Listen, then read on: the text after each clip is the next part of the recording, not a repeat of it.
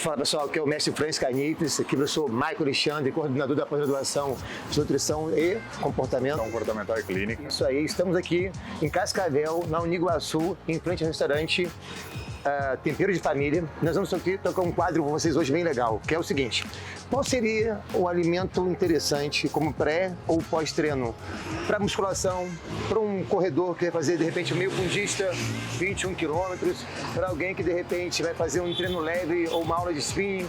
Como é que seria esse prato? Então a gente vai estar no restaurante e de forma real vamos fazer um pratinho ali, a gente vai almoçar também com vocês, que são convidados, e o Maicon vai dar essa dica pra gente aí, quais seriam os elementos perfeitos para a gente combinar em relação ao pré-treino e ao pós-treino de algumas atividades. Vem com a gente!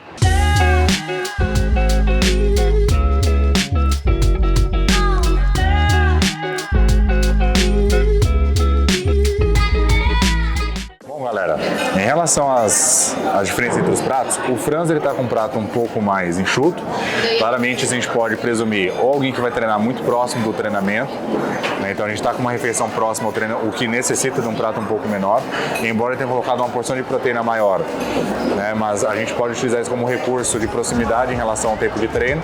E além disso, o Franz pode também trabalhar com esse prato dentro de uma proposta mais cut, ou seja, alguém que está fazendo um processo de emagrecimento, querendo reduzir o percentual de gordura. Tem um prato que tem uma porção menor de carboidrato, tem uma porção também, né, sofisticada de salada e uma porção generosa de proteína. Então a gente tem uma combinação bastante interessante aqui com relação a que tinha disponível hoje no self-service. Meu prato já é um pouquinho mais calibrado, um pouquinho mais rebuscado nesse sentido. Eu coloquei uma porção maior de salada, cheese, coloquei também uma porção maior de arroz e feijão, então a gente tem combinações de carboidratos e nutrientes, micronutrientes, uma combinação relativamente boa de proteína. Então eu aumentei um pouco a porção de salada, a porção de carboidrato e a porção de proteína. Esse prato também é sugestivo para quem está com um tempo um pouco maior entre a refeição e o treinamento, certo? Então, para quem está precisando de um tempo, tem um espaço maior de 2 horas, 2 horas e meia, consegue realizar esse prato e treinar muito bem depois. Ambos os pratos também contemplam a fase pós-treinamento, e não só para treino, mas com pós-treino. E ambos os casos, a gente pode colocar em cenários em alguém que esteja em fase de emagrecimento, com uma fase um pouco mais off-season. E se houver um treino depois, é importante calibrar também na quantidade de carboidrato, para que tenha glicogênio suficiente para conseguir repor as energias depois. E aqui no self-service a gente percebe que temos bastante opções interessantes para fazer um prato nutritivo, sem extrapolar nas porções e com uma quantidade calórica razoável. Então, mesmo que você coma fora de casa, você consegue ainda atender as demandas nutricionais e calóricas, sem perder a mão e ainda cumprindo com as bases nutricionais. Prato de self-service costumam ser pratos maiores. Então, além de... Tem um efeito ilusório com relação a esse prato, que a gente sempre busca preencher o prato e acaba colocando mais comida. Então é importante, antecipadamente, você segmentar as porções, colocar em maior proporção os vegetais, deixar uma porção reservada para proteína e a outra para o carboidrato, caso você esteja em cutting, né, e esteja numa fase de emagrecimento, e ao mesmo tempo cuidar também com as próprias porções. Então, além da própria repartição do prato, você pode trabalhar mensurando as porções. Um filé ou uma porção de arroz que seria equivalente a 1 a 2 colheres de cerveja de arroz, meia ou uma concha de feijão.